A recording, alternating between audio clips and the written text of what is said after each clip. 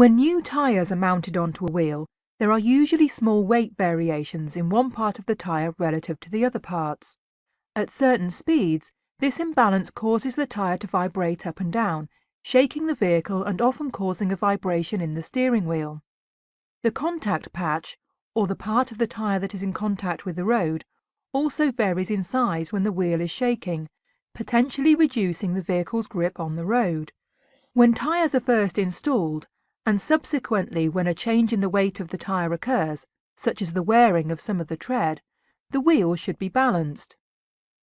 A basic wheel balance mounts the wheel on the machine and spins the wheel to detect weight variations. The computer inside the balance machine calculates how much weight should be added to each side, and exactly where on the tyre the weight should be.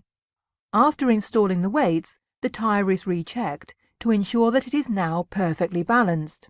The balanced tyre will now spin smoothly and maintain a consistent size of contact patch on the road.